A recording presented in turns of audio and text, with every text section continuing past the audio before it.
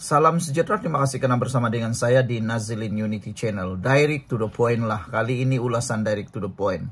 Yang aku heran sekarang pas tolak tren Poster Boy namakan calon Perdana Menteri.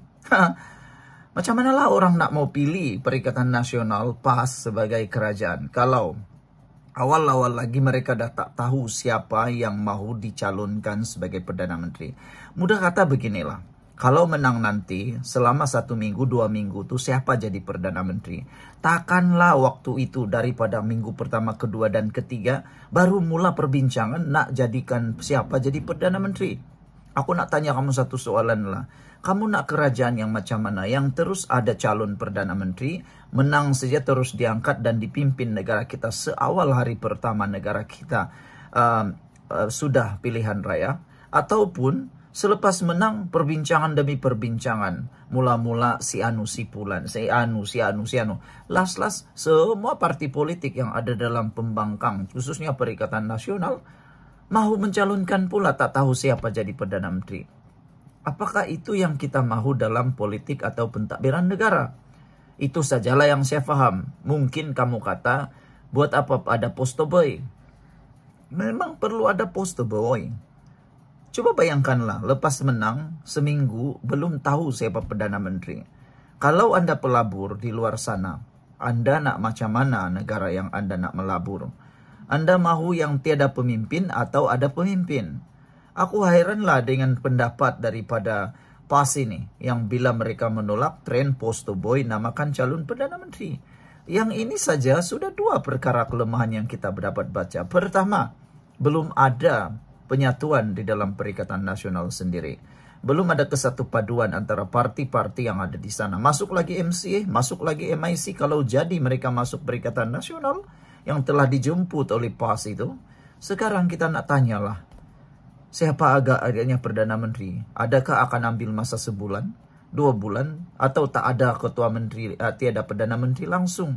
Ini betul-betul mengecewakan kita semua, saudara-saudara sekalian. Jadi buat apa ada kerajaan kalau begitulah caranya? Tidak perlu calonkan Perdana Menteri. Kamu pikirlah sendiri.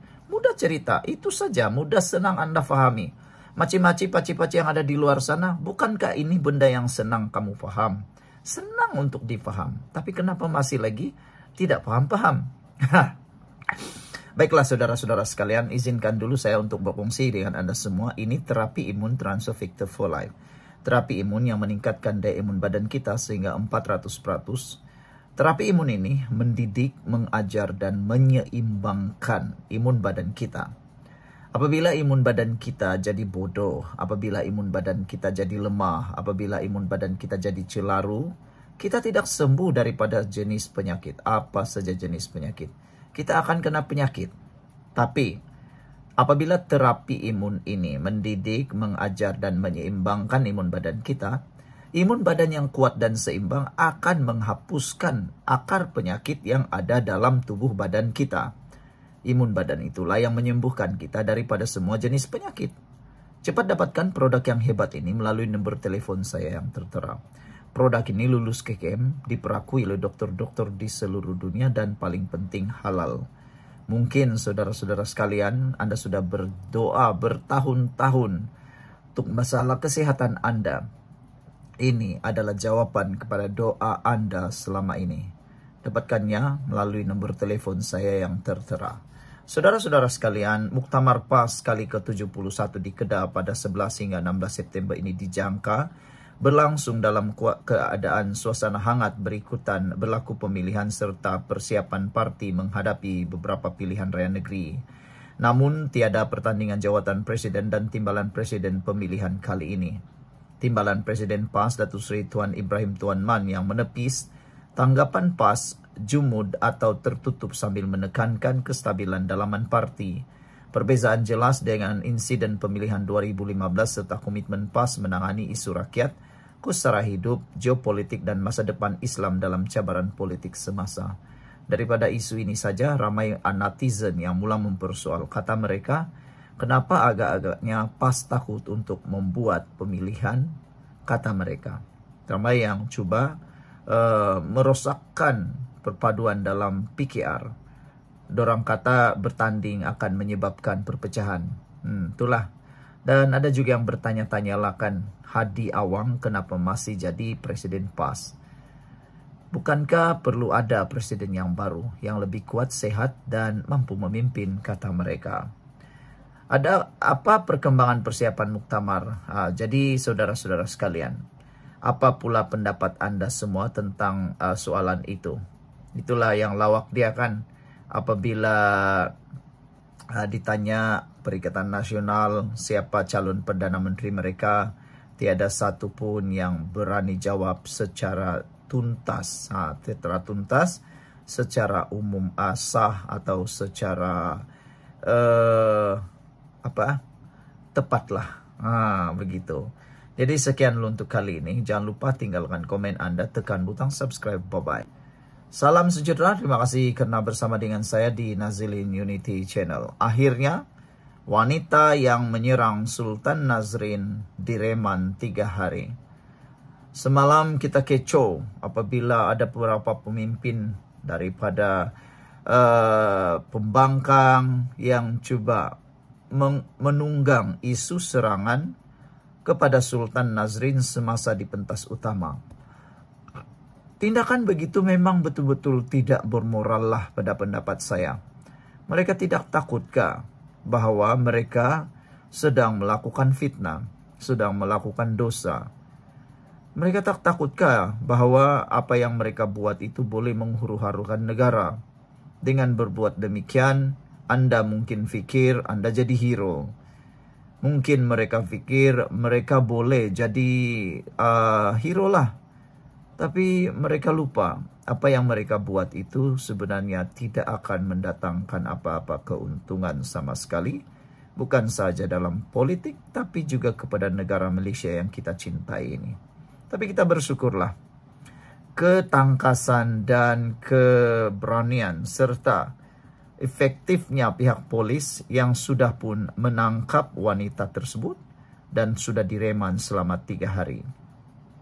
Seorang wanita tempatan yang coba menyerang Sultan Perak, Sultan Nazrin Shah, di atas pentas utama ketika sambutan rasmi Hari Kebangsaan peringkat Perak di Ipoh semalam, direman selama 3 hari.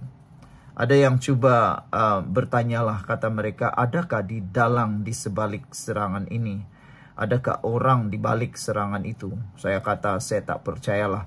Tidak mungkinlah. Lagipun siasatan sedang dijalankan. Kita harus mendengar dan mengetahui dulu apa laporan yang dapat daripada polis. Jangan terlalu percaya dengan media sosial, terutamanya kepada media-media sosial yang hanya mahu memanas-manaskan keadaan. Sebelum kita teruskan ulasan ini, jangan lupa tinggalkan komen Anda dengan tanda pagar kami benci pemfitnah dan penghasut. Sebelum itu izinkan dulu saya berkongsikan dengan Anda semua, ini terapi imun Transfer Factor for Life, terapi imun yang meningkatkan daya imun badan kita sehingga 400%. Secara umum dan ringkasnya, terapi imun ini mengajar imun badan kita, mendidik imun badan kita, menguatkan imun badan kita, dan paling bagus, menyeimbangkan sistem imun badan kita. Terapi imun ini apabila mengajar, mendidik, dan menguatkan imun badan kita, ia akan menyebabkan imun badan kita, sistem imun badan kita mengenal mana satu lawan, mana satu kawan dalam tubuh badan kita. Terapi imun yang bijaksana, terapi imun yang kuat, terapi imun yang seimbang, imun badan kita yang kuat dan seimbang akan menghapuskan akar penyakit yang ada dalam tubuh badan kita. Lalu kita sembuh daripada sebarang jenis penyakit. Cepat dapatkan produk yang hebat ini melalui nombor telefon saya yang tertera. Cepat dapatkan produk yang halal, diperakui oleh dokter-dokter di seluruh dunia, dan lulus KKM ini. Produk ini adalah produk yang Anda tunggu selama ini. Mungkin ini jawaban kepada doa Anda selama ini. Cepat hubungi saya di nomor telepon yang tertera. Menurut Ketua Polis Daerah Ipoh, ACP Abang Zainal Abidin Abang Ahmad, beliau berkata tempoh reman yang bermula hari ini dikeluarkan oleh Magistrate Wardah Nabila Muhammad Abdul Wahab. Katanya kes tersebut disiasat di bawah Seksyen 325 dan Seksyen 511 Kanun Keseksaan. Itu kerana cubaan menyebabkan cedera parah. Terdahulu wanita berusia 41 tahun itu tiba di perkarangan ibu pejabat polis daerah IPD Ipoh kira-kira jam 10.15 pagi. Diiringi seorang anggota keselamatan. Semalam wanita terbabit ditahan semasa cuba menyerang Sultan Nazrin. Wanita yang mempunyai rekod rawatan psikiatri itu diberkas pengawal keselamatan selepas masuk melalui tepi pentas ketika lagu kebangsaan Perak berkumandang. Semoga isu ini dapat diselesaikan dengan baik dan kita berharaplah polis tangkaplah orang yang coba tunggang memutar belit isu ini atau menggunakan isu ini untuk kepentingan parti, kepentingan politik, kepentingan pribadi. Kita tidak mau ada yang coba meneguk di air keruh. Kita berdoa supaya kerajaan ini, Malaysia yang kita sukai, cintai ini akan kekal aman selama-lamanya. Sekian untuk kali ini. Jangan lupa tinggalkan komen Anda. Bye-bye.